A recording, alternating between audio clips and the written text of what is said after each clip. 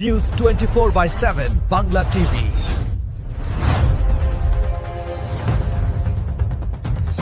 এই যে জিত, এটা কেমন ভাবে লাগছে, কেমন লাগছে?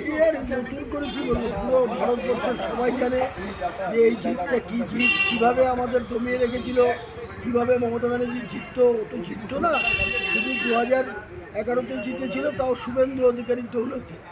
শুভেন্দু অধিকারী যদি না থাকতো, দিদি থেকে দিদিমা হয়ে যেত, তাও কোনোদিন মুখ্যমন্ত্রী হতো না।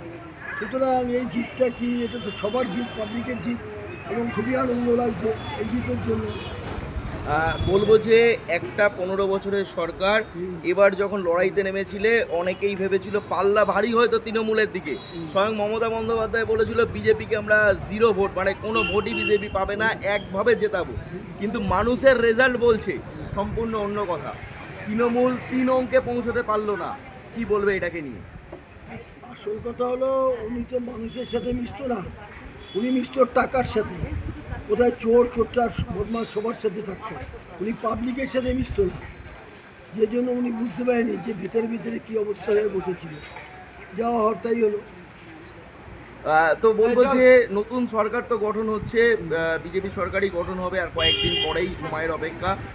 তো সেই জায়গা থেকে দাঁড়িয়ে কি মনে হচ্ছে মানুষকে কি ধরনের পরিষেবা দেয়া যেতে পারে, বা আগের সরকারের থেকে এই সরকার আলাদা কি করছে? সবচেয়ে প্রথম পশ্চিমবাংলা তো একেবারে মানে কোথায় চলে গেছে কোনো ঠিক নেই, খাদের কোথায় চলে গেছে। প্রথম আমাদের ডিউটি হবে যে সমাজে শান্তি আনতে। লোকরা দুবেটা ভাত খাক আর না খাক, যদি তার বাড়িতে শান্তি থাকে তাহলে সে খুব শান্তিতে থাকে। ওই জন্য প্রথম আনতে হবে আমাদের শান্তি। তারপরে তো এডুকেশনটা একদম শেষ করে দিয়েছে, এডুকেশনটা করতে হবে। আর শিল্পটা না করলে কারো কাছে টাকা থাকবে না।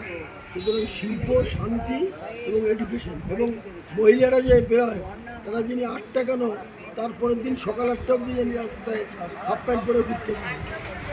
একদমই যে এতগুলো প্রসঙ্গের মধ্যে মেন যেটা ইম্পর্টেন্ট, যেটা তৃণমূল সরকার কোনোভাবেই জোর দেয়নি, সেটা হচ্ছে শিল্পর দিকে।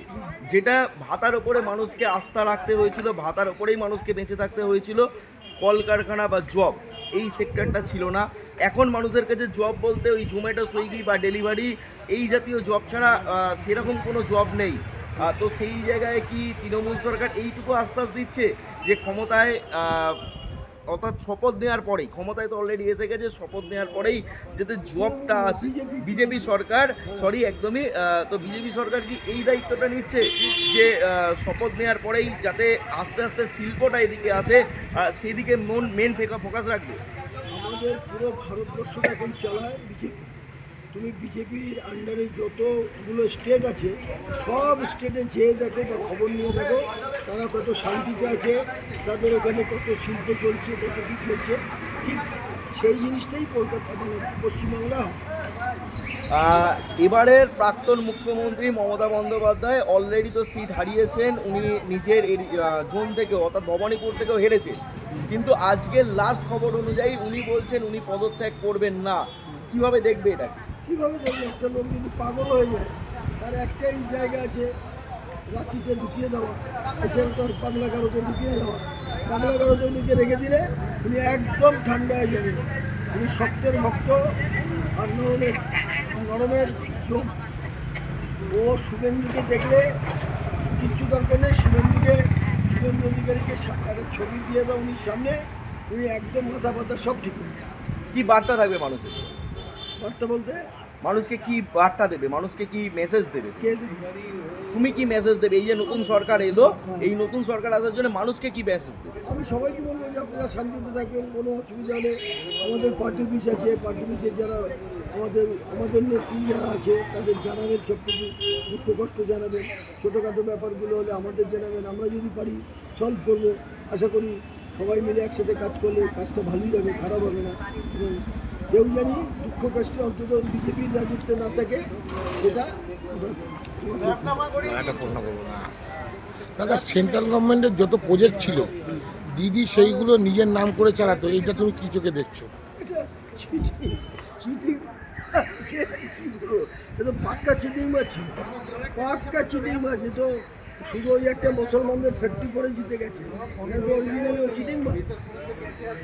এই যে আয়ুষ্মান ভারতে যেখানে ঢুকতে দেয়নি যে হেলথ কার্ডটা, এটা এবারে কিভাবে মানে এই সরকার আসলো তো বিজেপি সরকার, এটাকে কি ফলপ্রসূ তো এখন নিশ্চয়ই করা যাবে। হ্যাঁ নিশ্চয়ই, এটা বিজেপি সরকার এসে গেছে, আসলে না এসে গেছে, এবং এটা সবাই গরিব বড়লোক হিন্দু মুসলিম প্রত্যেকে পাবে। 5 লাখ টাকা করে আছে, সে যদি আমাদের স্টেটেও কোনো অসুবিধা হয় তার কেশর বসে পাবে, এবং যদি আমাদের স্টেটের বাইরেও অন্য কোনো স্টেটে অসুবিধা হয় সেই টাকাটাও পাবে।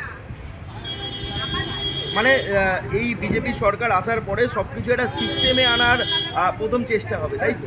একদম, যে যা ইচ্ছা তাই ওদের আমলে চুরির একটা ফোয়ারা ছিল, তবে কি এদের কাছে যা টাকা আছে এমন ধোলাই দেওয়া উচিত, এমন ধোলাই দেওয়া উচিত, ওই ধোলাই দেখে টাকা সব বের করে দেবে।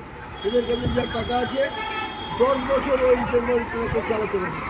একটা ভিখারি পরিবার তাদের কাছে যে টাকা আছে, ওয়েস্ট বেঙ্গলের পুরো টাকা যা আছে তাদের তাদের কাছে সেই টাকা আছে। শিক্ষাক্ষেত্রটাকে তো একদম ধ্বংস করে দিয়েছে। হ্যাঁ, দিয়ে তো বন্ধ করে দিয়েছিল, তারাও অনেকদিন লড়েছে। কি বলবেন এই জিনিসগুলো, এই সরকার এসছে, এই সরকারগুলো এই জিনিসগুলোকে কীভাবে তারা দেখবে? যারা টিএ পাবে তাদের অনেকের সাথে আমার কথা হয়েছে, তাদের পুরো ভরসা আছে যে আমাদের ওয়েস্ট বেঙ্গল গভর্নমেন্ট যখন নতুন এসছে বিজেপি সরকার, তাদের প্রাপ্য টাকাটা প্রাপ্য হয়ে বুঝে যাবে। আর একটা জিনিস আমি বলি যে এই যে প্রত্যেক পুজো কমিটিকে যে টাকা দেওয়ার ব্যাপারটা, এটা কিভাবে দেখছেন? টাকাটা উনি বাবার নেই, উনি তো ভোটের জন্য করতো, টাকাটা তো মমতা ব্যানার্জি বাবার ছিল না। টাকাটা আমরা এখানে যে বসে আছি বা ওয়েস্ট বেঙ্গলে যারা আছে সবার টাকা ছিল, উনি বাবার টাকা মনে করে ওটা দিত। আর টাকাটা কি কাউকে ভালোবেসে দিত? ভালোবেসে দিত না, উনি শুধু মানে ভোট কেনার জন্যে, ভোট কেনার জন্য দিত। তাহলে উনি বলে যে গন্ধা ধর্মা, আমাদের হিন্দু ধর্ম গন্ধা ধর্মা, হ্যাঁ জয় শ্রীরাম বলে গালাগালি দিলি কেন? উনির কাছে জয় শ্রীরাম গালাগালি, আর ভোটের সময় হয়ে গেল একেবারে উনি ভক্ত। ঠিক আছে।